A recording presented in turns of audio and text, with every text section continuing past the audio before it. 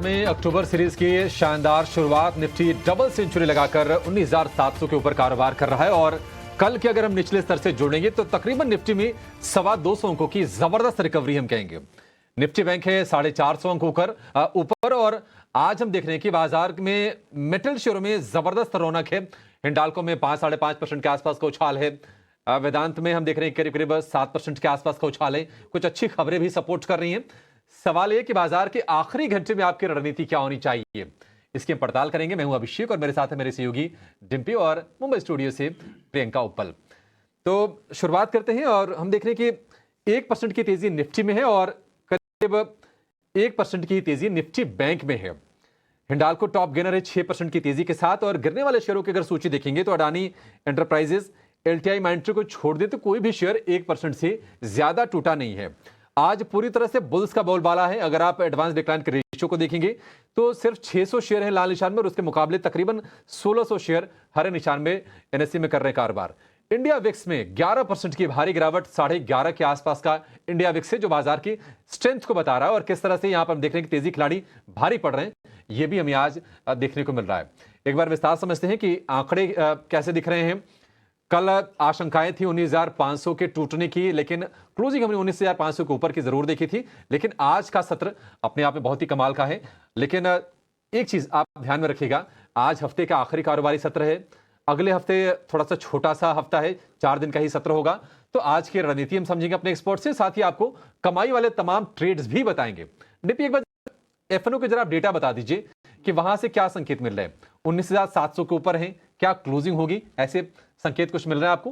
हाँ, हो सकती है क्लोजिंग, क्योंकि अभिषेक हमने देखिए सुबह भी आपके सामने बात रखी थी कि सितंबर है, उसका पेन और उसका जो भी दर्द है आप उसको भूल जाइए। अक्टूबर नए महीने की नए हर्षोल्लास के साथ शुरुआत कीजिए। कल आपको ध्यान होगा इसी शो में ठीक 24 घंटे पहले नागराज शेट्टी हमारे गेस्ट थे। उनसे हमने एक सवाल पूछा था कि क्या सितंबर को हम सितंबर सीरीज के साथ ही छोड़ दें और अक्टूबर को नए सीरीज से जाने, तो उन्होंने कहा ऐसा हो सकता है। हिस्टोरिकली ऐसा कई बार देखा गया है कि अगर कोई लैक लस्टर एक्सपायरी रही हो तो उसके अगले मंथ वाला ठीक था। फिर आपको सुबह भी एक डाटा बताया था कि अक्टूबर में हमने पिछले 3 साल का डाटा निकाला, पॉजिटिव गया है। हमें ऐसा लगता है इस बार ये सितंबर से बेहतर जाएगा। देखिए सितंबर का रिटर्न आया था 1% निफ्टी का। आज निफ्टी 1% का रिटर्न एक दिन में, महीने में जो रिटर्न दिया ना उसने एक दिन में दे दिया। और बैंक निफ्टी वगैरह नेगेटिव ही था, वो पॉजिटिव हो गया। तो ये तो है, बिल्कुल फिट है बात। अब आते हैं इंडिया पे, जो अभी अभिषेक आपने बात उठाई थी। इंडिया विक्स के अंदर मैं एक पॉइंट आपको बता दूं, ये फियर इंडेक्स फियर नहीं कम कर रहा, ये वॉलिटिलिटी को भी कम करेगा आगे चल के। ये जो आप आज तेजी देख पा रहे हैं ना, ये 1 डे भी हो सकती है, फिर 2nd डे 3rd डे हो सकता है आपके लिए डल ट्रेड भी आ जाए। और एक और बात, मैं सारी बातों में से एक ही बात रखना चाहूंगा, 19,800 और 45,000 अभी पार नहीं हुआ है। इस चीज को भी ध्यान में रखिएगा अपने माइंड में कि जब तक 19,800 और 45,000 पार नहीं होगा, जोर की शॉर्ट कवरिंग या फिर जोर का मार्केट का चलना वो थोड़ा अभी मुश्किल है। ये 1 डे एपिसोड या 2 डे एपिसोड भी हो सकता है, फिर से गुम हो सकता है। कम से कम डेरिवेटिव्स का डाटा भी अभिषेक यही बता रहा है। चलिए, बिल्कुल। तो ये तो हुआ डेरिवेटिव का डेटा और ये बात भी ठीक है, डिम्पी भी बात कर रहे हैं और एक्सपर्ट्स भी कई बार बात कर रहे हैं। अगर थोड़ी बहुत आपको तेजी यहाँ से मिली है तो आपने कूद के नहीं आना है, क्योंकि आपको 19,800 तक के लेवल वॉच करने पड़ेंगे। एक बार यही बात समझ लेते हैं। हमारे टेक्निकल एक्सपर्ट रत्नेश गोयल है हमारे साथ और साथ ही विजय भी हैं, जो बाजार पर एक फंडामेंटल नजरिया देंगे। रत्नेश से समझते हैं। रत्नेश, शुरुआत अच्छी दिख रही है जो आज हुई है अक्टूबर सीरीज की। कई सारे सेक्टर्स का पार्टिसिपेशन है, फार्मा हो, मेटल हो, बैंक्स की अच्छी पार्टिसिपेशन है। लेकिन क्या ये लेवल्स अब भी ठीक है एंटर करने के लिए? आप किसी पर्टिकुलर लेवल को वॉच कर रहे हैं या फिर इन्हीं लेवल्स पर आप एंट्री भी करने की सलाह दे रहे हैं? Very good afternoon Priyanka, very good afternoon everyone, सभी दर्शकों को नमस्कार। डेफिनेटली जैसा दीपी जी ने कहा कि बिल्कुल 19,800 का तो बहुत क्रूशियल लेवल रहेगा, क्योंकि यहाँ पे आज सुबह के सत्र में जब हमने बाजार की शुरुआत की तो काफी ज्यादा कॉल रेटिंग एक्टिविटी थी। तो 19,800 तो जरूर वॉच करेंगे। अगर इस तेजी को कंटिन्यू करना है तो 19,800 के ऊपर निकलना चाहिए, क्योंकि एक डाउनवर्ड गैप एरिया भी उसके आसपास में हमको नजर आता है, वो फील करना चाहिए। उसके बाद में एक अगर इस तेजी को कंटिन्यू करना है तो डाउनवर्ड गैप एरिया को टच करने वाले फील करने वाले उसको आगे ही कंटिन्यू करना चाहिए। तो अगर 19,800 टच कर दे तो जरूर फिर हम 20,200 की तरफ बढ़ जाएंगे, क्योंकि आज डेली चार्ट में वापस से बाजार ने 50 दिन मूविंग एवरेज के ऊपर किया है और क्लोजिंग लगभग उसके ऊपर देने ही वाला है। तो मुझे ऐसा लगता है कि सपोर्ट तो काफी अच्छा ले लिया है 50 दिन मूविंग एवरेज का डेली चार्ट में। तो ये जो तेजी है, एक बार 19,800 का वॉच करेंगे, अगर उसके ऊपर निकल गया तो जरूर ये तेजी कंटिन्यू रह सकती है फिर।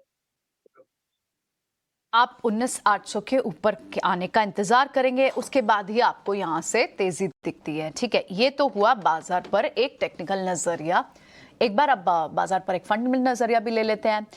विजय, अब तक क्योंकि हम देख रहे हैं पिछले कुछ महीनों में लगभग 15,700 करोड़ तक की सेलिंग एफआईज कर चुके हैं और जोरदार सेलिंग दिख रही है। कल भी एक बड़ी सेल फिगर्स दिखी थी और एक नई सीरीज की शुरुआत हुई है और मैक्रो रीजन पे आपके लिए कुछ बदलाव ज्यादा नहीं है। तो क्या जो एफआईज अब तक पुल आउट कर रहे थे, क्या एक चांसेस है, कैसे रीड करना चाहिए कि एफआईज का सपोर्ट हमें आने वाले समय में मिल सकता है?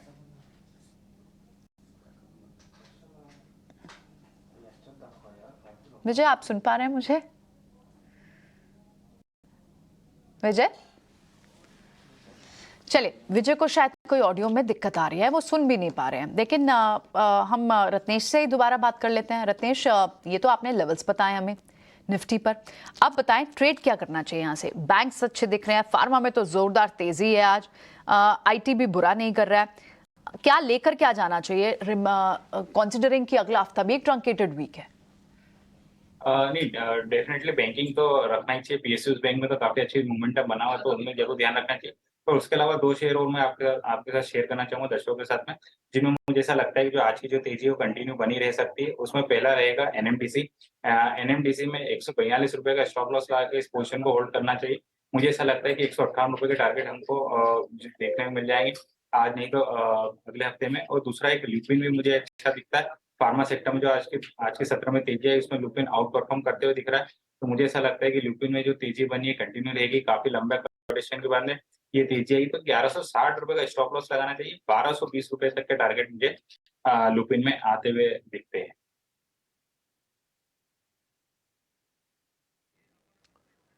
ठीक है, तो रत्नेश जी की ये ट्रेडिंग कॉल्स आपकी स्क्रीन पर हम देख रहे हैं कि फार्मा में भी आज एक्शन है, लेकिन ल्यूपिन खरीदी की सलाह दे रहे हैं।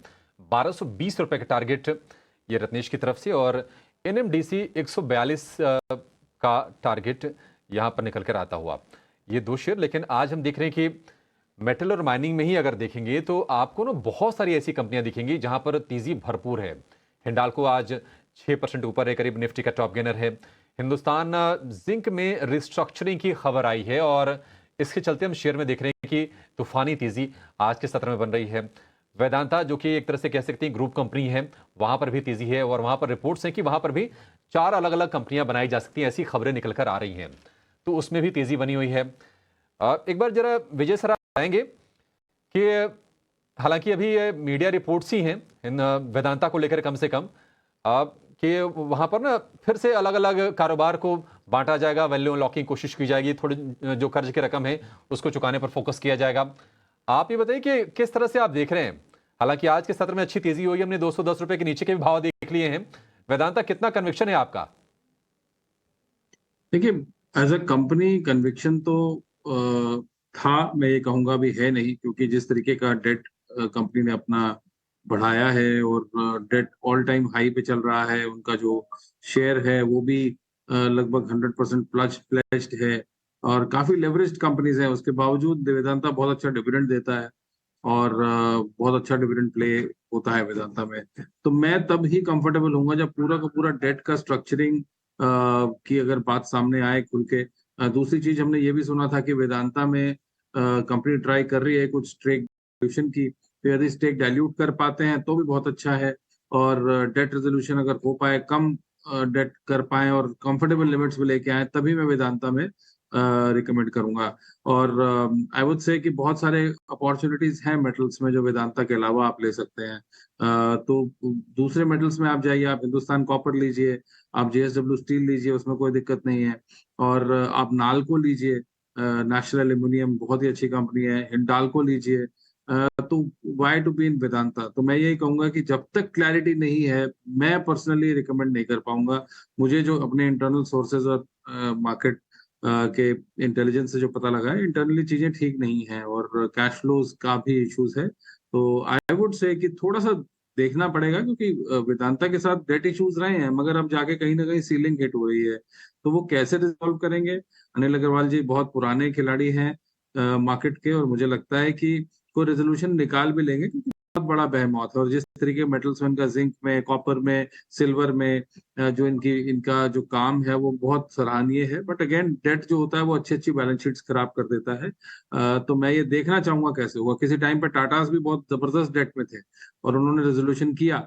और अब बात करते हैं टाटा मोटर्स जैसी कंपनी को भी डेट फ्री करने की बात कर रहे हैं। तो मुझे लगता है कि ये मैनेजमेंट के रिजॉल्व के ऊपर, उनकी समझदारी सूझबूझ के ऊपर डिपेंड करता है कि इस तरीके से इस इशू को देखा जाएगा।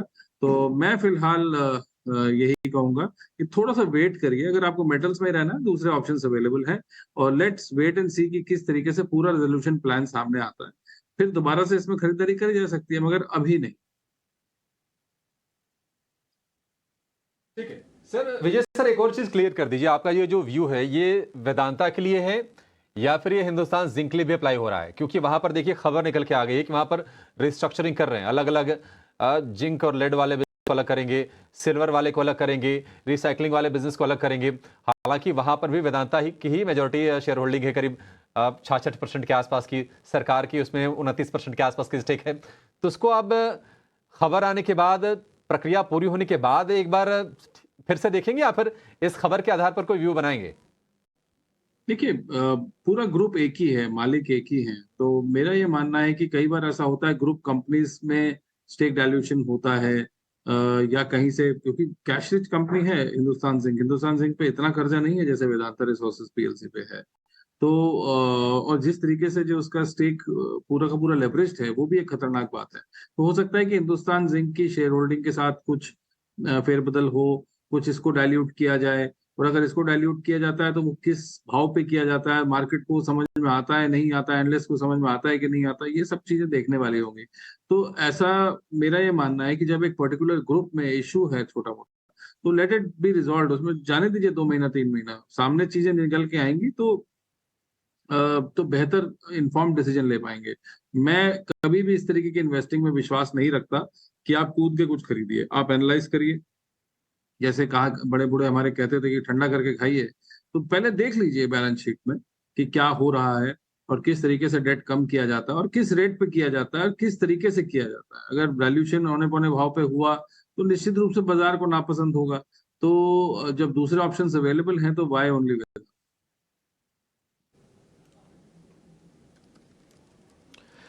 ठीक है, इंटरेस्टिंग आपका व्यू पॉइंट है। आगे बढ़ते हैं, अब खुशबुरा को जरा एक बार कनेक्ट कर लेते हैं। ऑप्शंस का चैंपियन वो आपको बताएंगे।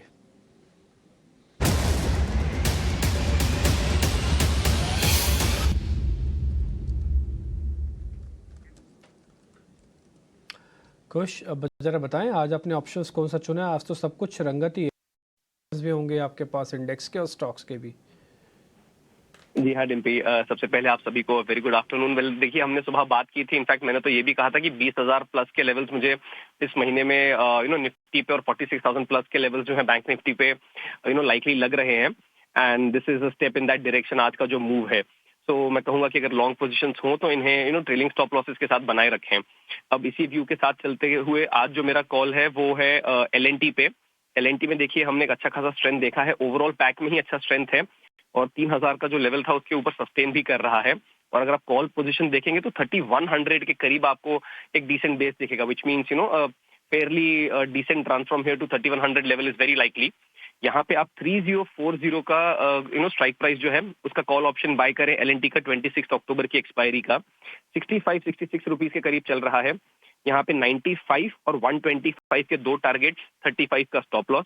अब जो पोजीशन साइज है और टारगेट स्टॉप लॉस दिए हैं उसके हिसाब से 18,000 का मैक्स प्रॉफिट पोटेंशियल और 9,000 का मैक्स लॉस पोटेंशियल है इसमें। तो LNT का 3040 का कॉल ऑप्शन, ये आज का ऑप्शन चैंपियन का हमारा सजेशन रहेगा।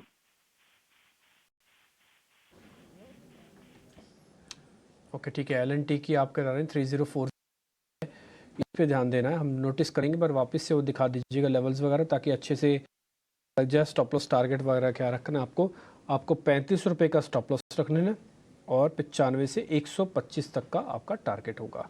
ये अक्टूबर की है, चिंता करने की बात नहीं, 26 तारीख तक का भरपूर समय है।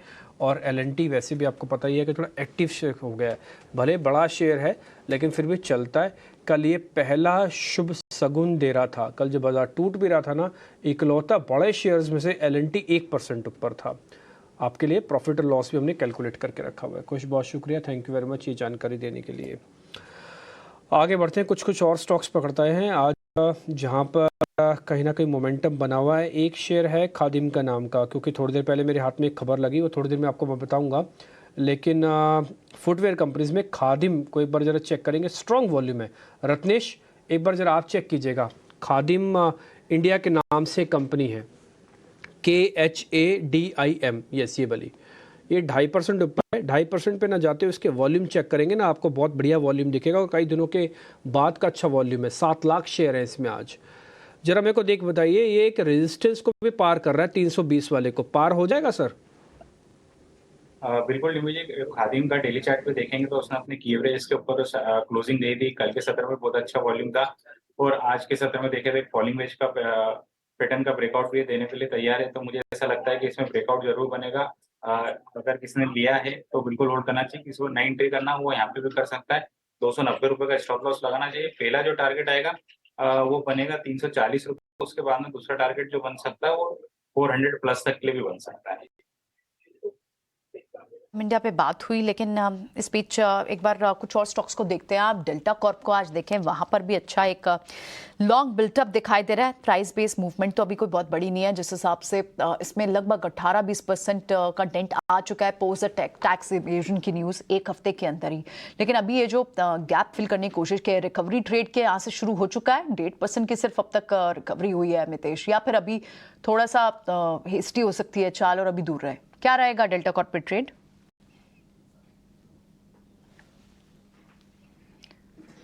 मितेश अगर नहीं है हमारे साथ तो हम रत्नेश से ले लेते हैं। रत्नेश, डेल्टा कॉर्प पे क्या ट्रेड लेंगे आप? क्या आप यहाँ से बाय करेंगे? नहीं, डेल्टा कॉर्प में तो बिल्कुल इसको मेरे ख्याल से अभी टच नहीं करना चाहिए। किसी भी तरह के अभी इसमें रिकवरी के संकेत नहीं दिखाई दे रहे हैं, तो मेरे तरफ से तो अभी अवॉइड ही रहेगा फ्रेश लॉन्ग के लिए। और किसी ने ले लिया है तो उनको स्टॉप लगाना चाहिए 135 रुपए का। वो स्टॉप लॉस लगा के रखना चाहिए। बाकी फ्रेश एंट्री या नया लॉन्ग तो नहीं बनाना चाहिए। कुछ और स्टॉक्स की बात करते हैं, क्योंकि आज नवीन फ्लोरिन पे जो इस तरह का इम्पैक्ट आया हुआ है, वहां पर आप 13% का ये एक डेंट देख रहे हैं। नवीन फ्लोरिन की कॉल भी है, उन्होंने अपनी कॉन कॉल की डेट भी दे दी है जहां पर वो और क्लैरिटी देंगे, लेकिन अभी थोड़ी दूर है वो उससे पहले। लेकिन अगर 13-13.5%, क्योंकि ऑफकोर्स यहाँ पर कैपेक्स हिट होने की बात, कंपनी ने रिसेंटली कैपेक्स अनाउंस किया था और बाजार को अब ये वरी है कि शायद वो स्पेस से या फिर कुछ चैलेंजेस आ सकते हैं अगर मैनेजरियल पोजीशन पर चेंजेस होते हैं तो। लेकिन अगर आगे जाके कॉन कॉल में ये कॉन्फिडेंस रिस्टोर हो जाता है और फिर से स्टॉक में मूवमेंट शुरू होती है, तो क्या ये एक मूवमेंट नहीं था जिसपे को कैप्चर किया जा सकता था? एक बार विजय के साथ समझते हैं ओवरऑल इस कंपनी को भी। विजय, क्योंकि बहुत सारे चैलेंजेस स्पेशलिटी केमिकल कंपनीज में रहे हैं, लेकिन अब बात ये भी की जा रही है कि शायद नियर एक बॉटम है ये, और यहाँ पर अगर इस कॉन कॉल में बड़े मैटर्स, ये जो कॉन्फिडेंस रिस्टोर करने की मैटर हो जाती है, तो क्या ये आज एक एक्यूमुलेशन का मौका अभी से इसमें देखना चाहिए या फिर पूरी कॉन कॉल सुनने के बाद ही इसमें कोई राय बनाए? विजय, आप सुन पा रहे हैं मुझे?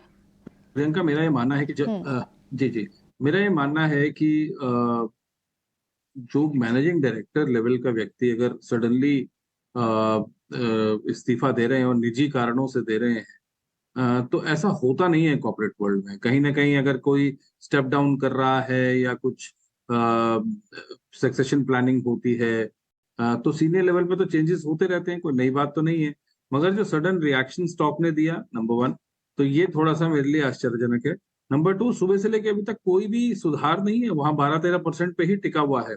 और अगर थोड़ा सा पॉजिटिव रुझान होता या बाजार वेट कर रहा है, मैनेजमेंट इतना टाइम क्यों ले रही है? मैनेजमेंट को तो इंस्टेंटली स्टेटमेंट देना चाहिए था, सामने आके प्रेस कॉन्फ्रेंस करना चाहिए था, क्योंकि यहाँ पे इन्वेस्टर्स का पैसा लगा हुआ है। On the face of it Naveen fluorine बहुत अच्छा कंपनी है। मैं अपनी टीम से भी सुबह ये कह रहा था कि बहुत रिस्की हो गए हैं आजकल कंपनी में स्टॉक मार्केट, बिकॉज इस तरीके का जो गिरावट है 13-14% का बड़ी कंपनी में, ये थोड़ा सा आश्चर्यजनक है। और क्यों अभी तक मैनेजमेंट सामने आके बोली नहीं? इनको सुबह ही स्टेटमेंट जारी करना चाहिए था और कहीं ना कहीं रिकवरी हो जाती है। अब समझ में आता कि किस प्रकार से इस डैमेज को मैनेजमेंट कंट्रोल कर रही है। तो मैनेजमेंट क्यों नहीं आई, ये मेरा एक सवाल है। और आपकी बात बिल्कुल ठीक है कि पहले एक बार कमेंट्री सुन लेते हैं कि करना क्या चाहते हैं, क्योंकि why to unnecessarily bottom fish. हो सकता है कि कुछ उन्हीं को आपस में मैनेजमेंट को क्लैरिटी ना हो क्या मोड ऑफ एक्शन होना चाहिए। तो कई बार इस तरीके से दिक्कतें आ जाती हैं कंपनीज में जहाँ पे सडन चेंजेस होते हैं। तो मेरा यही मानना है कि फ्रेश तो खरीदारी ना करें। दूसरी बात, यदि किसी के पास ऑलरेडी है तो होल्ड करें और वेट करें, क्या कहती है मैनेजमेंट कमेंट्री, क्या है, किस तरीके से डैमेज कंट्रोल होगा। तो आई थिंक थोड़ा वेट करना ज्यादा बेहतर स्ट्रैटेजी है रादर देन अभी एकदम कूद के लेना।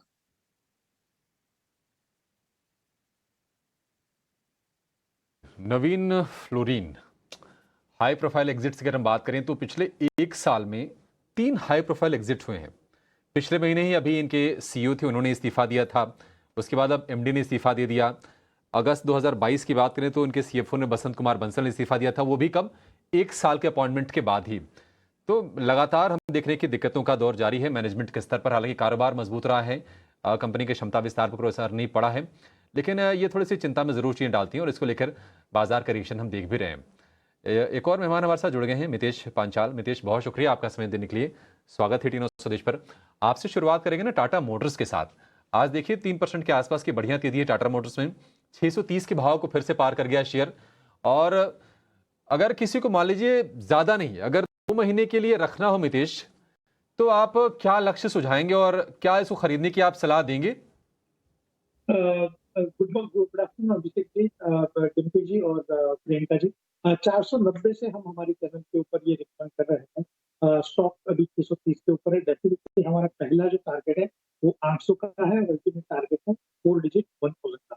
तो डेफिनेटली ये एक जो स्टॉक है वो ग्रेट के ऊपर हम बाय कर सकते हैं। तो करंट लेवल के ऊपर आपने पूछा है कि अगर 1 से 2 महीने का अगर आपका व्यू है तो सॉरी 1 महीने का व्यू हो तो कौन सा टारगेट सुझाएंगे? मेरे हिसाब से 680 से 720 का टारगेट ये 1 महीने में आ सकता है। तो डेफिनेटली करंट लेवल के ऊपर टाटा मोटर्स खरीदने की सलाह है।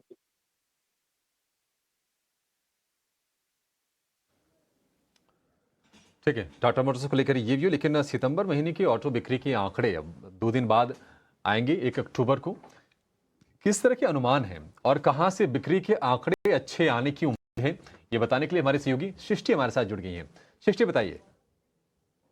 मुंबई और देश भर में गणेश चतुर्थी को लेकर काफी एक्साइटमेंट था और इस बीच जो ऑटो बिक्री के आंकड़े हैं उनको भी सपोर्ट मिलते हुए नजर आया है, क्योंकि अब से जो महीने स्टार्ट होंगे वो पूरी फेस्टिव चेयर और फेस्टिव बिक्री को सपोर्ट करते हुए नजर आएंगे। और इस बार अगर हम देखें तो गणेश चतुर्थी में भी बेहतरीन रिस्पॉन्स मिला है, क्योंकि पूरे फेस्टिव सीजन में से 8 से 10% की बिक्री अगर फेस्टिव सीजन की काउंट होती है तो वो इस फेस्टिवल से होती है। इसी के मद्देनजर रखते हुए टू व्हीलर सपोर्ट में, टू व्हीलर सेल्स में भी एक अच्छा एक्शन हमने देखा है। साथ ही पैसेंजर व्हीकल सेगमेंट में जो कि जो स्मॉल कार्स है उनमें डिस्काउंट बढ़ा है, जिससे सेल्स थोड़ी सी सपोर्ट जरूर मिला है। पर साथ ही साथ अगर इन्वेंट्री लेवल की बात करें तो वो भी कम हुई है और साथ ही वेटिंग पीरियड कम हुआ है।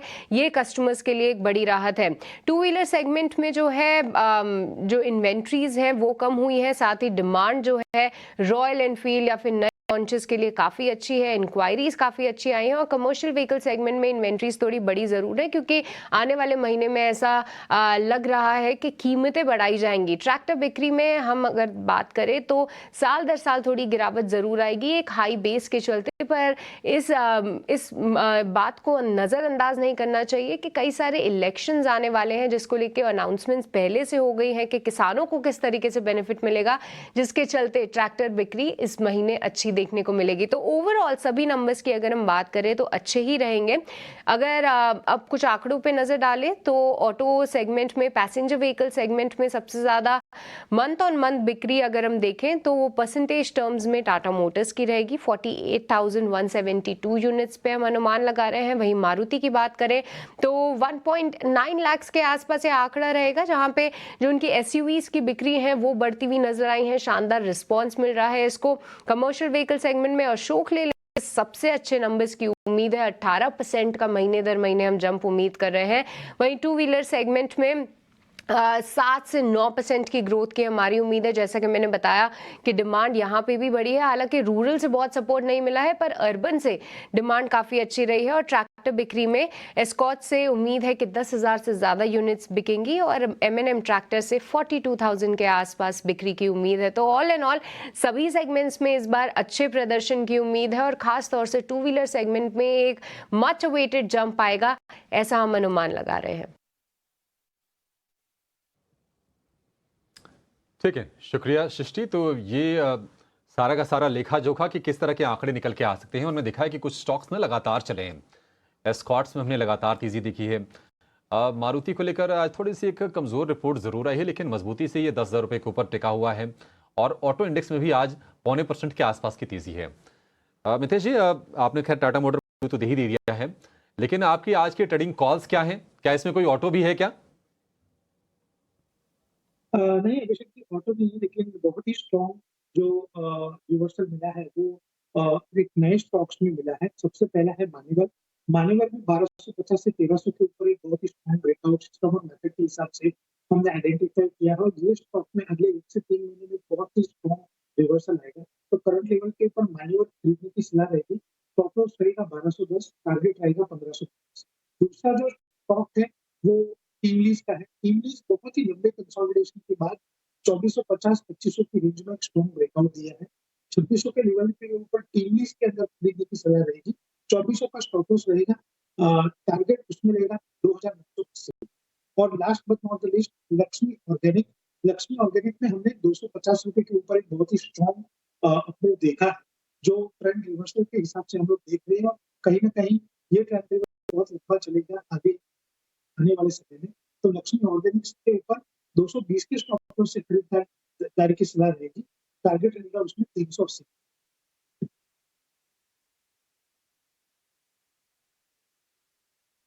तो मितेश जी की तरफ से ये राय।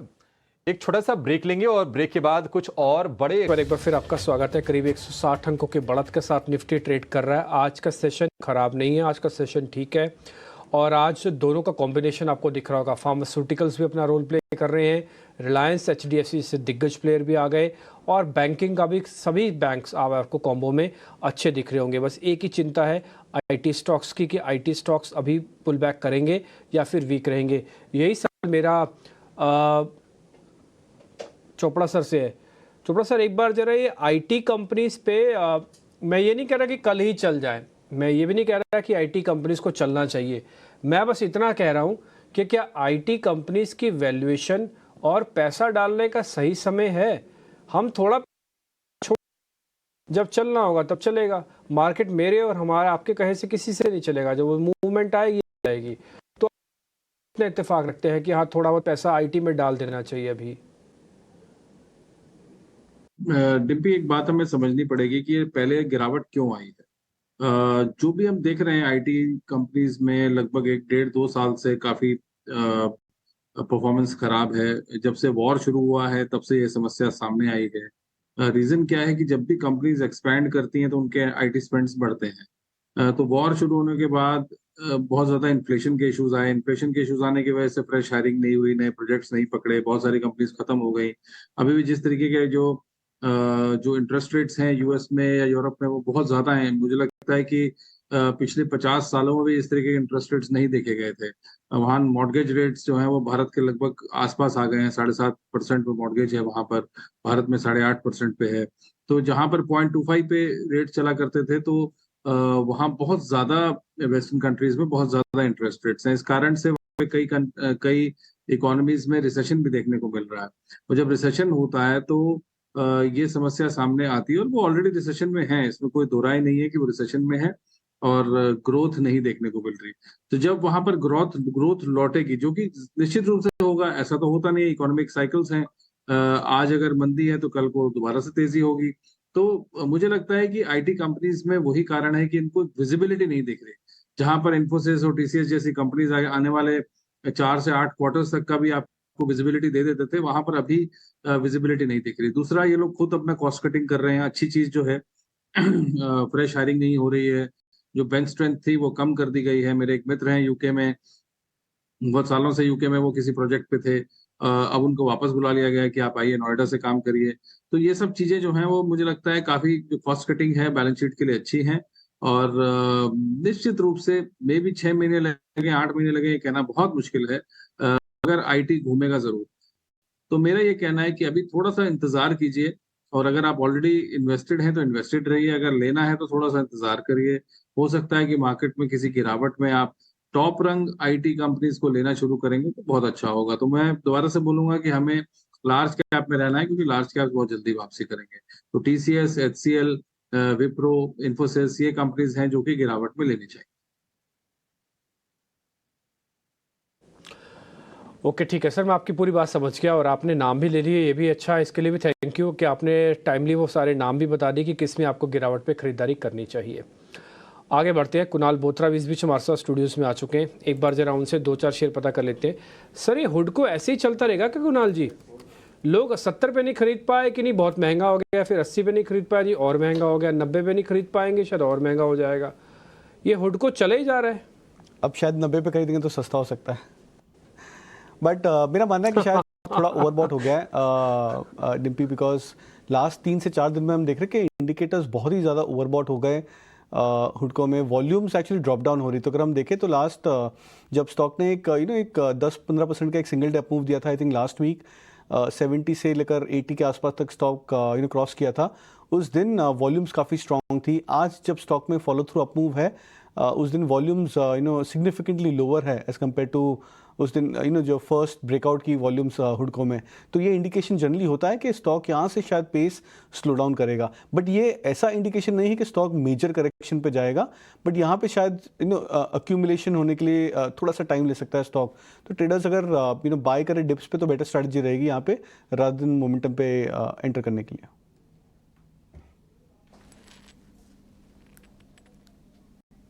ठीक है कुणाल, ये तो हुडको पे बात हुई, लेकिन अदरवाइज इस वक्त बाजार में हम जो ये एक नई सीरीज के साथ ही एक थोड़ी सी वाइब्रेंस देख रहे हैं, क्या ये उम्मीदें होनी चाहिए कि कैसा दिखना चाहिए सीरीज? इस वक्त विक्स भी थोड़ा सा देखिए कूल ऑफ तो हुआ है, तो फियर तो कम दिख रहा है। क्या यहाँ से, और कुछ एक्सपर्ट्स तो बोल रहे हैं कि शायद बीसीआर भी अटेम्प्ट कर लें हमें सीरीज में। आप क्या करेंगे? आप सेल ऑन राइज के मौके ढूंढेंगे या आप लॉन्ग करेंगे सीरीज में? तो मैं एंथुसियास्टिक इतना नहीं रहूंगा जितना मार्केट से, बिकॉज लास्ट 3 दिन में अगर हम देखें तो सेंटिमेंट्स चेंज ज़्यादा हुए rather than major price actions. For example 2 दिन पहले हम एक्सपेक्ट करते कि मेजर बाउंस आ सकता है इंडेक्स में। कल हमने देखा कि एक अच्छा सेलिंग आई थी, तो वहाँ पे व्यूज़ चेंज हो गए थे सडनली। और आज भी अगर हम देखें तो इतनी बड़ी फियर्स अपमूव के बाद में ऐसा लग रहा था कि शायद मार्केट सस्टेन कर जाएगा और बिल्डअप कर लेगा। बट अगर हम लास्ट 3 दिन की पैटर्न्स देखें तो कल की हाई जो थी निफ्टी और बैंक निफ्टी, हमने वो क्रॉस नहीं किया है। तो ये एक बहुत बड़ा इंडिकेशन है कि हालांकि इंट्राडे मूव्स ज़्यादा स्ट्रांग हो रहे हैं स्टॉक स्पेसिफिक, जहाँ पे मेजर कैपिचुलेशन था कल, आज उनमें अच्छी बाउंस बैक आई है, बट हम ब्रेकआउट्स और ब्रेकडाउन सस्टेन नहीं कर पा रहे इंडाइसेस में। तो ये इंडिकेट करता है कि मार्केट वॉलिटिलिटी कंटिन्यू रहेगी। सबसे बड़ी बात जो है वो नेक्स्ट वीक में जो इवेंट्स लाइंड अप है, तो जितने ज़्यादा इवेंट्स लाइंड अप होते हैं उतनी ही ज़्यादा वॉलिटिलिटी की एक्सपेक्टेशंस होती है। हालांकि आज विक्स डाउन है वापस से 10% के नीचे, बट मेरा ऐसा मानना है कि वो इवेंट्स के आसपास मार्केट थोड़ा सा जिटरी हो जाता है और पोजीशंस थोड़ी सी निम्बल फुटेड हो जाती है ट्रेडर्स की।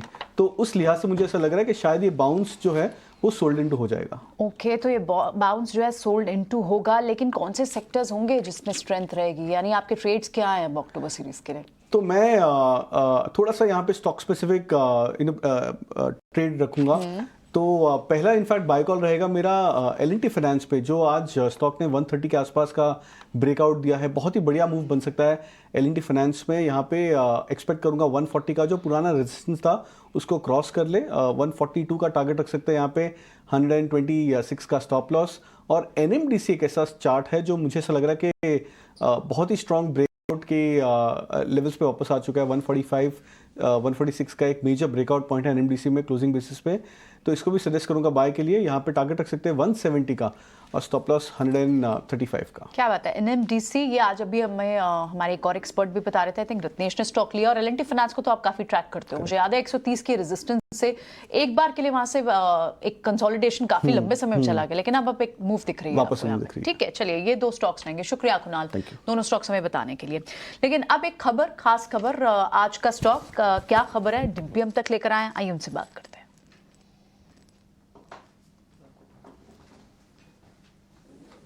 डिम्पी, तो आज के जो स्टॉक्स हैं प्रियंका, वो ध्यान रखना चाहिए, खासकर लेदर स्टॉक्स या फिर मैं बोलूँगा फुटवेयर सारे स्टॉक्स पे, उस पर ध्यान रखें, क्योंकि आज सुबह से ही फुटवेयर वाले स्टॉक्स ना केवल आपको प्राइस एक्शन से ल्योर कर रहे हैं, बल्कि इनकी वॉल्यूम्स भी एबनॉर्मल हैं। फिर थोड़ा और पड़ताल की कि मार्केट के अंदर ऐसा क्या हो रहा है, तो फिर खबर ये मिली कि 2 बड़े हाउस, में नाम नहीं बताऊँगा, 2 बड़े हाउसेस के प्रो अकाउंट्स के अंदर कुछ ये जो स्टॉक्स हैं जो फुटवेयर से जुड़े हुए हैं वो खरीदे जा रहे हैं। इसमें दो मेजर हैं। फर्स्ट है खादिम, जिसमें आज अपने थोड़ी देर पहले रत्नेश से भी पता किया था, वो कह रहे थे कि यस इसमें ब्रेकआउट हो सकता है, वॉल्यूम जोर का आया, आज कल भी था वॉल्यूम। और दूसरा लिबर्टी जो हम सुबह डिस्कस कर रहे थे। तीसरा एक और शेयर भी पता लगा जिसका नाम है बाटा इंडिया। तो ये 3-4 बड़े शेयर्स हैं जहाँ पे कुछ कुछ प्रो अकाउंट्स के अंदर पोजीशनिंग हो रही है, यानी कि कुछ फंड्स की तरफ से भी बाइंग हो रही है और एक कंजम्पशन को देखा देखी हो रही है। सामने सीज़न भी है सर्दियों का, कंजम्पशन भी है सामने। हाँ, तो सब चीज़ों को ध्यान में रखते हुए ये तीनों ही शेयर्स पे आप नज़र बना के रखें। मतलब कुल मिला के फुटवेयर के तीनों मेजर शेयर्स पे आपको ध्यान रखें। जो कल हमने शेयर बताया था वो भी काफ़ी अच्छा चला। बिल्कुल, तो की थी वो भी काफी अच्छा चला। आज आप सारे फुटवेयर स्टॉक में ये स्टॉक ढूंढ कर लाए हैं। खादिम पर आप बात कर रहे हैं, बाटा इंडिया पर इनफैक्ट अच्छी सुबह से ही मूव है और मेट्रो ब्रांड जैसे स्टॉक्स पे तो 2 दिन से हम देख रहे हैं कि वहां पर रिपोर्ट्स भी आ रही हैं फंडामेंटल और रीजन भी fairly good reason, festive reason. ठीक है डिम्पी, ये पूरे स्पेस पर नजर रखेंगे, लेकिन एक और स्पेस वो है वायर एंड केबल और रीसेंट लिस्टिंग। आरआर काबिल का स्टॉक देखें, 9% की मूव है यहाँ पर। फॉर श्योर विजय, स्पेस अच्छा है, बजिंग है इसमें और इनफैक्ट आरआर काबिल तो इनका तो मार्केट शेयर भी आप देखें तो B2C में काफी स्ट्रॉन्ग है। पॉलीकैप के बाद आई थिंक दूसरा बड़ा B2C स्पेस में ये है और जिस तरह की वैल्यूएशन इस पूरे स्पेस में मिली है, जिस तरह का मूवमेंट हम इस पूरे स्पेस में देखते हैं, फंड्स का काफी इंटरेस्ट रहता है। इस नए एंट्रेंट को आप कैसे देख रहे हैं या फिर स्पेस में कोई और बेटर पिक दिखती है?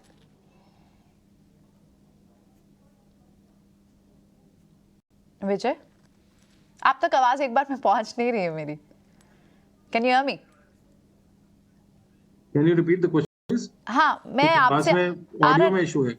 अच्छा, मैं आरआर काबिल पे आपसे क्वेश्चन पूछना चाह रही थी कि ये वायर्स एंड केबल में भले ही रीसेंट एंट्रेंट हो, पूरा स्पेस जितना लिक्विडेटिव दिखता है, पूरा स्पेस जितना फंड्स के रडार पर रहा है, बड़े बड़े इंस्टीट्यूशन के रडार पर रहा है, इस स्पेस में भी प्रीमियम मिलेगा क्या? इस स्टॉक में भी प्रीमियम मिलेगा क्या? आरआर काबिल पे क्या राय है आपकी?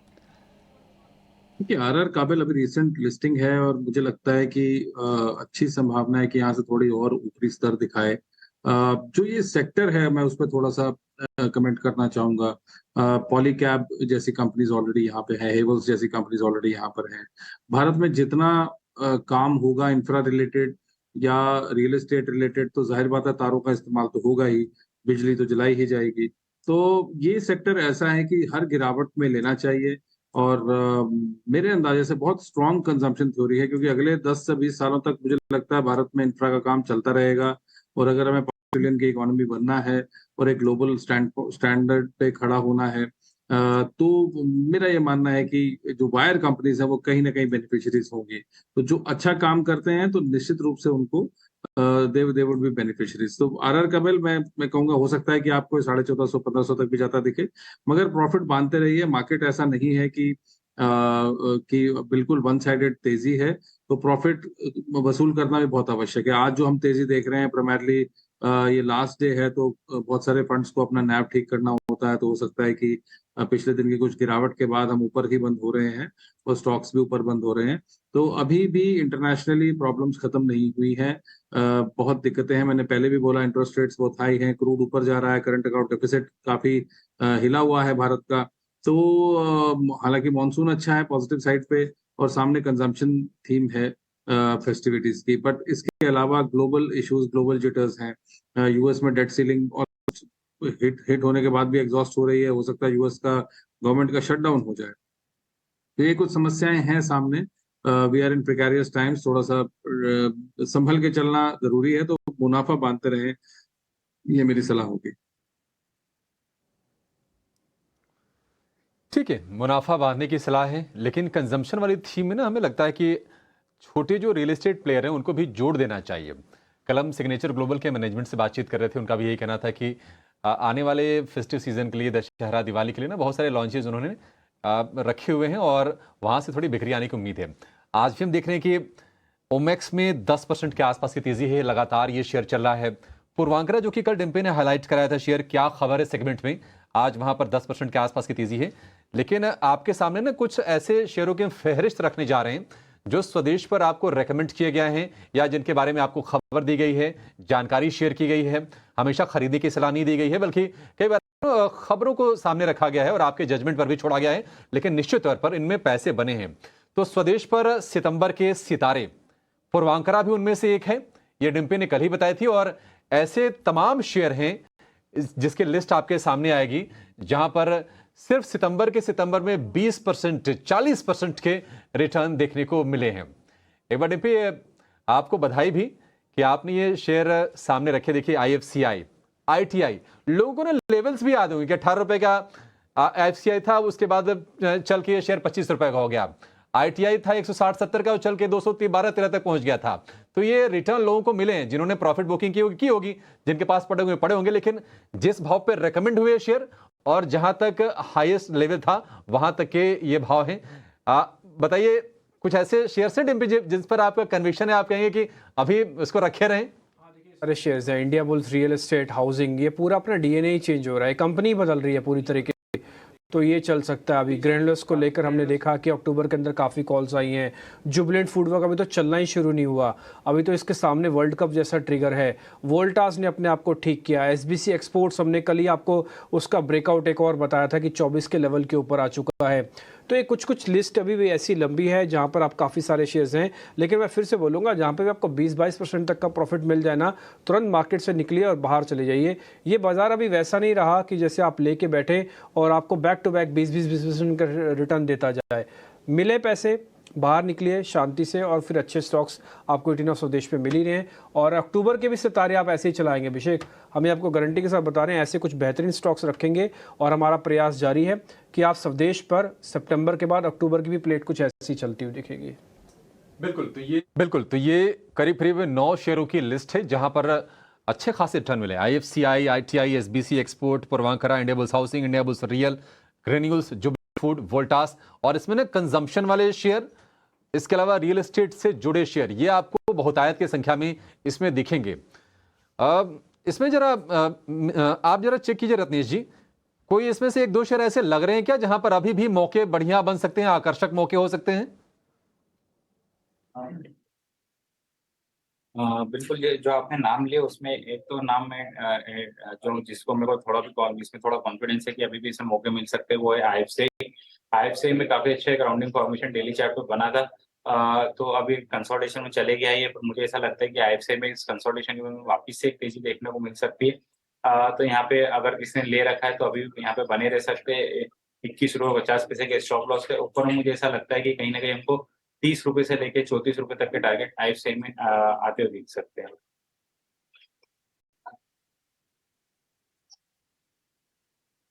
तो ये कुछ स्टॉक्स आपके लिए, लेकिन अगला हफ्ता छोटा जरूर है लेकिन एक्शन बहुत होगा। वो 2 महीने में अहम है, क्योंकि क्या है ना कि 2 क्वार्टर इस फाइनेंशियल ईयर के सितंबर के साथ ही हो जाएंगे खत्म। अब अक्टूबर के बाद मतलब सेकेंड हाफ इस फाइनेंशियल ईयर का शुरू हो जाएगा। इवेंट्स ढेर सारे होंगे अक्टूबर में लाइंड अप। उनकी लिस्ट लेकर हमारी सहयोगी वामाक्षी हमारे साथ हैं। वामाक्षी, बताइए क्या फोकस में रहेगा? जी बिल्कुल, शुरुआत करेंगे हम एक डोमेस्टिक इवेंट के साथ। इंडिया का रेट डिसीजन है RBI की तरफ से, ये आएगा और डेफिनेटली ये एक इम्पॉर्टेंट इवेंट बनेगा अक्टूबर 6 को, जो हमें ज़रूर ट्रैक करना होगा। इसके अलावा S&P global manufacturing PMI data आएगा इंडिया के लिए अक्टूबर 3 को। US, UK और यूरोजोन के लिए भी ये डेटा एक्सपेक्टेड है अगले हफ्ते। अक्टूबर 1 को हमारी नज़र होगी ऑटो सेल्स के नंबर्स पर।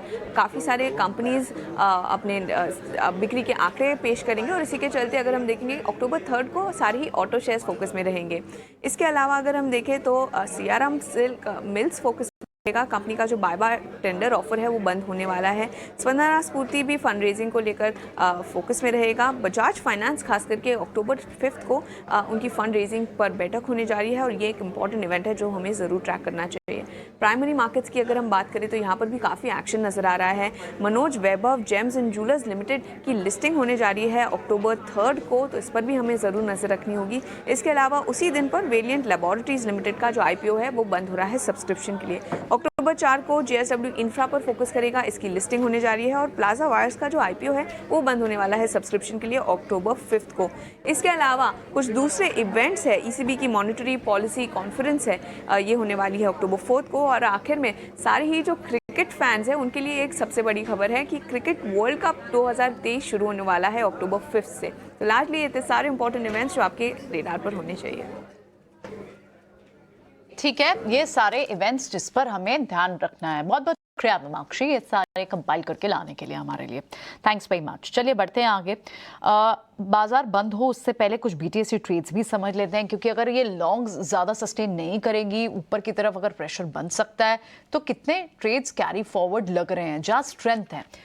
रत्नेश हैं, रत्नेश से समझते हैं, और मितेश भी हमारे साथ। रत्नेश, आपके ट्रेड्स क्या होंगे जो आप कैरी फॉरवर्ड करेंगे यहाँ से? अंडरस्टैंडिंग कि आज यूएस का भी एक इंपॉर्टेंट डेटा पॉइंट आना है पीसीई का, तो अगर कोई मैक्रो रीजन से फिर से एक दबाव दिखा अगले हफ्ते के लिए, तो वही स्ट्रेंथ वाले सेक्टर्स हमें बताइएगा हमारे व्यूअर्स को, जहाँ उनका पैसा ना गिरे।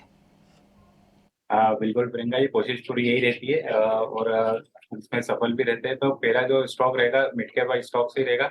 इसमें पराग मिल्क, मुझे ऐसा लगता है कि इसमें बिल्कुल एक बीटीएससी ट्रेड इसमें बनता है, पोजिशनल ट्रेड भी बनता है यहाँ पे। तो यहाँ पे एक स्टॉप लॉस पास का बनेगा 207 रुपए का, तो ये 207 रुपए का स्टॉप लॉस है, इसको कैरी कर सकते हैं। ऊपर में जो टारगेट बन सकते हैं 230 रुपए तक के लिए बन सकते हैं। तो एक दूसरा एक दो स्टॉक रहेंगे और स्टॉक है बीटीएसटी के लिए। मुझे ऐसा लगता है, जैसे मैंने स्टार्टिंग में कहा कि पीएसयूज बैंक में काफी अच्छे मोमेंटम जो देखने को मिल रहा है वो कंटिन्यू रह सकता है। तो बैंक ऑफ इंडिया तो उसमें से है, तो बैंक ऑफ इंडिया में 104 रुपए का स्टॉप लॉस लगा के बीटीएसटी कर सकते हैं 115 रुपए के टारगेट के लिए। क्या है आप okay, bank of India, PSU banks आपने स्टार्ट में ही कहा था, और आप साथ में पराग मिल्क, ये दो स्टॉक्स आप यहाँ से कैरी फॉरवर्ड करने के लिए buy today and sell tomorrow की स्ट्रैटेजी दे रहे हैं। ठीक है, लेकिन एक बार सृष्टि को जोड़ लेते हैं, क्योंकि फार्मा इंडेक्स इस वक्त टॉप गेनर भी है, और उसमें जो स्टॉक्स कंट्रीब्यूट कर रहे हैं उनमें से कई सारे स्टॉक्स हैं। ग्लेनमार्क जैसा स्टॉक्स में अच्छी मूव है, ल्यूपिन जैसे अच्छे स्टॉक्स में मूव है, और ये रीजंस रिसर्च हम तक सृष्टि लेकर आई हैं। सृष्टि बताएं क्या बड़े रीजंस रहे, और औरो फार्मा भी, उसको भी नहीं भूलना चाहिए। जी हाँ, कई सारे फार्मा काउंटर्स में आज तेज़ी, और कई दिनों के बाद जो फार्मा शेयर्स की सेहत है वो अच्छी होती हुई दिखी है। जहाँ पे सबसे पहले कुछ खबरों की बात करें तो औरोबिंदु फार्मा, जहाँ पे अब 6 से 7% की तेज़ी देख रहे हैं। खबरें ये आ रही हैं कि 1 अक्टूबर को वो जी रेवलिमिड दवा जो है लॉन्च करेगी यूएस मार्केट में। एक अहम दवा है जिसका लॉन्च पहले से ही कई सारे प्लेयर्स जैसे कि जाइडस, सिप्ला, डॉक्टर रेड्डीज, इन सब ने कर दिया है, पर हाई मार्जिन प्रोडक्ट है और आगे चल के औरोबिंदु फार्मा की जो सेल्स है यहाँ से बढ़ती हुई नज़र आ सकती है। FY25 से एक सिग्निफिकेंट कंट्रीब्यूटर ये बन सकता है। इसके चलते स्टॉक में एक ज़बरदस्त तेज़ी है, क्योंकि कंपनी ने पहले ही बताया था कि हाल फिलहाल कुछ आने वाले महीनों में वो लॉन्च करेंगे। तो एक खबरों के चलते जो है हम स्टॉक में तेज़ी देख रहे हैं। ग्लेनमार्क फार्मा, यहाँ पे भी तेज़ी है, क्योंकि इन्होंने जो अपने ओपन ऑफर की डेट है उसको अनाउंस किया है। हाल फिलहाल इन्होंने ग्लेनमार्क लाइफ साइंसेज का जो स्टेक था वो निरमा को बेचा था, और उसके बाद हमने एक गिरावट ज़रूर देखी थी, पर जो डेट आई है उसको लेकर शायद एक्साइटमेंट है, और साथ ही स्टॉक में करीब 10% की तेज़ी है। एक रीबाउंड ट्रेड हम ग्लेनमार्क फार्मा में ज़रूर देख रहे हैं। इसके अलावा जो रिपोर्ट सामने आ रही हैं वो यूएस मार्केट से रिलेटेड खबरें हैं। जिस तरीके से प्राइसिंग ट्रेंड इम्प्रूव हो रहा है उसको लेकर लगातार रिपोर्ट्स आ रही हैं। आज ही नोवामा की रिपोर्ट आई है, जहां पे उनका कहना है कि कई सारे की ड्रग्स हैं, सन फार्मा, सिप्ला, लूपिन, इन सभी की जो की ड्रग्स हैं उनके मार्केट शेयर में कुछ खास गिरावट नहीं देखने को मिली है। जो मार्केट शेयर है, जैसे कि अगर हम देखें ट्रेंड जुलाई से अगस्त तक का, तो वहाँ पे 3 से 4% की वॉल्यूम ग्रोथ देखने को मिली है, और साथ ही जो वॉल्यूम्स है वो प्री कोविड लेवल पे जा चुकी हैं। सन फार्मा की इलिमिया और सीक्वा में एक अच्छी बढ़त देखने को मिली है। लूपिन की जो हाल फिलहाल जी स्पिरवा लॉन्च की गई थी, बहुत ही कम समय में उसको ज़बरदस्त रिस्पॉन्स मिला है, और अभी कुछ देर पहले ही लूपिन की एक पॉजिटिव खबर आई है कि जहां पे इनकी नागपुर यूनिट 1 फैसिलिटी को यूएस एफडीए से EIR मिला है। तो आने वाले समय में जितने भी नए लॉन्चेस हैं उनका दरवाज़ा खुलता हुआ नजर आएगा। वहीं सिप्ला और बायोकॉन के भी की ड्रग्स के मार्केट शेयर इंप्रूव होते हुए नजर आए हैं। वहीं इंडिया सेल्स में बात करें तो कई सारी कंपनीज प्राइस हाइक्स ले रही हैं, इसके चलते सेल सपोर्ट की गई है, और अहम फैक्टर है इनकी वैल्यूएशन। कोविड के बाद हमने देखा था ज़बरदस्त तेज़ी देखने को मिली थी, बट उन स्तरों से कई सारे फार्मा काउंटर्स करेक्ट हुए हैं। तो अभी भी कई सारे एनालिस्ट ये मानते हैं कि 5 ईयर एवरेज से अगर कंपेयर करें तो वैल्यूएशंस जो हैं अट्रैक्टिव पाए जाते हैं सभी फार्मा कंपनीज़ के। तो इसके चलते हम फार्मा काउंटर्स में एक फिर से रीबाउंड और तेज़ी देख रहे हैं। बहुत बहुत शुक्रिया सृष्टि, ये हमें समझाने के लिए। तो अब तक अब से कुछ हफ्ते पहले इनफैक्ट एक दो महीने पहले जो डेटा पॉइंट दिखने लगे थे वो यूएस के जो एक्सपोर्ट ओरिएंटेड जो कंपनीज थी वहां बेटर हुआ था कि यूएस में सिनेरियो बेहतर था, लेकिन साथ ही अब डोमेस्टिक सिनेरियो भी बेहतर है इन कंपनीज के लिए। और जो ये रीजन साइट कर रही है सृष्टि जिन स्टॉक्स में, उनमें तो स्पेसिफिक न्यूज भी है। ग्लेनमार्क में निर्मा का ट्रिगर है, ल्यूपिन का आज एक दवाई मिली और औरों को भी एक और ड्रग का अप्रूवल मिला है जिस वजह से, लेकिन ओवरऑल सिनेरियो भी फार्मा स्पेस के लिए अच्छा दिख रहा है। शुक्रिया सृष्टि ये सारी चीजें हमें डिटेल समझाने के लिए। ठीक है, बढ़ते आगे। कुछ स्टॉक्स इनफैक्ट इसी स्पेस से ले लेते हैं कि रत्नेश, अगर जहां अच्छी तेजी है और ग्लेनमार्क एक अच्छा, यहाँ से आप देखें तो इसने पैसा बना के दिया है। इसमें जो ट्रिगर ग्लेनमार्क लाइफ साइंसेस का है, निर्मा उसे बाय आउट करेगा और अच्छा बड़ा पोर्शन लेने वाला है। उसके चलते हमने देखा स्टॉक में पहले भी सर्ज आया और आज 10%। क्या ये सारा कैरी फॉरवर्ड ट्रेड है? थोड़ा स्क्वायर ऑफ कर लें, क्योंकि बीच में थोड़ा सा फार्मा सबड्यूड हो गया था। अगर आप 2 महीने पहले ही बात करें, जितनी पॉजिटिविटी फार्मा के लिए दिख रही थी, बीच में थोड़ा सा ब्रीदर भी लिया स्पेस ने। अभी क्या चलेगा? मोमेंटम कंटिन्यूड रहेगा ग्लेनमार्क जैसे स्टॉक्स में, ल्यूपिन जैसे स्टॉक्स में? डेफिनेटली लूपिन तो हमने शो की शुरुआत में भी एक कॉल दिया था, तो उसको जरूर कैरी फॉरवर्ड कर सकते हैं। ग्लेनमार्क की बात करें तो ग्लेनमार्क में आज के सत्र में काफी अच्छी वॉल्यूम एक्टिविटी देखने को मिली है। इसमें न्यूज आने का थोड़ा सा फॉल देखने को मिला था, पर इसने वापस अपने सपोर्ट एरिया से एक अच्छे वॉल्यूम के साथ में आज तेजी दिखाई दी है। तो मुझे ऐसा लगता है कि इसको कैरी फॉरवर्ड करा जा सकता है, क्योंकि अगर ये सोमवार को ट्यूसडे के दिन अगर ये 870 रुपए के ऊपर निकल तो इसमें नई तेजी चालू हो जाएगी, जो इसको लेके जाएगी 900 रुपए तक के लिए। तो मेरे हिसाब से इसको कैरी फॉरवर्ड करा जा सकता है। कैरी फॉरवर्ड करेंगे। 26% तक का रिटर्न आपको ग्लेनमार्क में पिछले 3 महीने में मिल गया है। ल्यूपिन अब शुरू हुआ है और औरो फार्मा में भी मूव आई थी, लेकिन बीच में थोड़ी सबड्यूड हुई थी, अब फिर से ये चलना शुरू हुआ है। ठीक है, कुछ और स्टॉक्स भी एक बार देख लेते हैं। आज अडानी स्टॉक, जो गिरने वाले स्टॉक्स में आईटी से तो थोड़ा सा प्रेशर है। टेक महिंद्रा जैसे स्टॉक्स में आज, कल tech Mahindra in fact top loser भी था। आज एल्टिया माइंट्री से थोड़ी सी नरमी के संकेत है, 1% तक की वहां गिरावट है। लेकिन ऐड कौन सा स्टॉक करना चाहिए इस गिरावट पर? एक बार क्विकली, क्योंकि अभी विजय तो हमें फंडामेंटल रीजन से लार्ज कैप आईटी बता रहे थे, लेकिन कोई लार्ज कैप मिथिलेश है हमारे साथ अगर, तो उनसे मैं सवाल ले लेती हूँ। मिथिलेश, आईटी स्टॉक्स में आप क्या कहीं पर मौका देख रहे हैं ऐड करने का? कोई ट्रेंड आप जो आइडेंटिफाई कर पाए हो? स्टॉक्स गिरावट में है तो डेफिनेटली कोई ट्रेंड इमर्ज नहीं हो रहा है, लेकिन लोअर लेवल्स के ऊपर से हमें ये लग रहा है कि 1350 से 1400 के बीच में एक स्ट्रॉन्ग रिवर्सल इन्फोसिस में आना चाहिए, क्योंकि क्वार्टरली चार्ट का सपोर्ट वहां पे बता रहा है। तो हमारे हिसाब से एज ऑफ नाउ अगर आपको कोई स्टॉक देखना है तो डेफिनेटली अनडाउटेबली इन्फोसिस को रडार पे रखना चाहिए।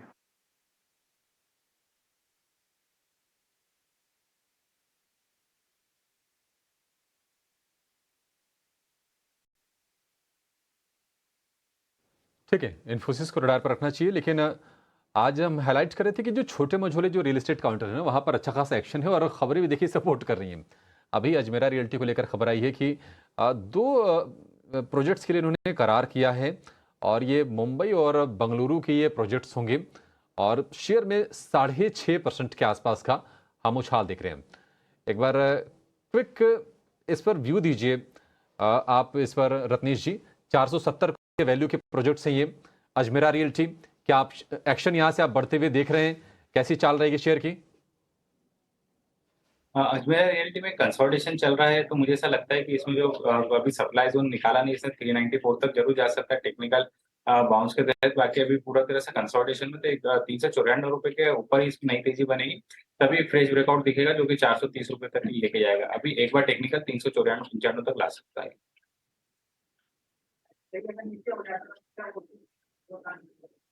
तक ये शेयर जा सकता है अजमेरा रियल्टी का। एनटीपीसी हम देख रहे हैं कि लगातार तेजी है और पावर स्टॉक्स की है ना, यही कहानी भी है। आज इसने 52 हफ्ते का नया ऊपरी स्तर छुआ है, ऊपरी स्तर से थोड़ा सा प्रॉफिट टेकिंग का शिकार हुआ है। लेकिन एनटीपीसी इसमें मितेश क्या बीटीएसटी कर सकते हैं क्या शेयर में? डेफिनेटली अगर आप रुझान देखें तो आज का हमारा भी बीटीएसटी जो कॉल है वो भेल और बैंक ऑफ बड़ौदा है, तो हमें लग रहा है कि PSC basket definitely current level के ऊपर बहुत अट्रैक्टिव है। और अगर आप आरईसी पीएफसी का भी अगर आप चार्ट पैटर्न देखें तो बहुत ही स्ट्रॉन्ग इसमें अपसाइड देखने के लिए मिली है। तो हमें लग रहा है कि डेफिनेटली एनटीपीसी को करंट लेवल से बीटीएसटी किया जा सकता है, करंट लेवल से, और भेल को भी आप कंसिडर कर सकते हैं बीटीएसटी के लिए। ठीक है, एक क्विकली राय रत्नेश जी आपसे। सन टीवी आज बढ़िया मूव्स हैं इसमें, सन टीवी क्या सलाह देंगे? 600 रुपए के ऊपर तो ऑलरेडी जाकर ये कारोबार कर रहा, 52 हफ्ते के ऊपरी स्तर के आसपास ही है। ये स्ट्रेंथ और आप बढ़ते हुए देख रहे हैं अगले हफ्ते में? सन टीवी में एक थोड़ा सा सप्लाई आएगा 620 25 रुपए के ऊपर, तो मेरी सलाह ये रहेगी अगर किसी ने लिया तो आज मुनाफा बांध ले। अगर अगले हफ्ते में वापिस 625 के ऊपर निकलता है तो फिर एक नई पोजीशन वहां पे बना सकते हैं, वहां पे एक फ्रेश ब्रेकआउट मिलेगा, वहां पे फिर नई पोजीशन। तो ये तो सन टीवी में प्रॉफिट बुकिंग की है, लेकिन आज अब बाजार बस बंद होने में सिर्फ 2 मिनट बाकी हैं। 19,600 के ऊपर इस वक्त निफ्टी है और बैंक निफ्टी में भी अच्छी तेज़ी, लगभग 300 पॉइंट की। तो जो अक्टूबर सीरीज़ की शुरुआत हुई है वहाँ तेज़ी की शुरुआत हुई है, पहला दिन तो एटलीस्ट यही दिख रहा है। और बड़े सेक्टर से कंट्रीब्यूशन आया, बैंक से कंट्रीब्यूशन आया, मेटल्स से कंट्रीब्यूशन आया। आप इनफैक्ट देखें तो टॉप गेनर इस वक्त PSU bank, metal, PSC index यानी कमोडिटीज, इनमें आपको ज़्यादा मूव दिख रही है। फार्मा स्पेस इनफैक्ट आज कई दिनों के बाद आज फार्मा स्पेस के कई सारे स्टॉक्स हैं जो 8-8, 10% तेज़ हैं। सो आज ओवरऑल बाजार में जो फर्स्ट डे सीरीज़ का है वो एक अच्छा ट्रेड है। ऑलरेडी हम ओवरसोल्ड भी थे। फियर इंडेक्स भी आप देखें, विक्स भी थोड़ा कूल ऑफ हुआ है, तो फियर इंडेक्स, फियर का गाउज होता है, ये फियर भी बाजार में कम हुआ है। और जो टॉप गेनर्स है इस वक्त, हिंडाल्को जैसे स्टॉक्स में 5.5% की तेज़ी देखने को मिल रही है।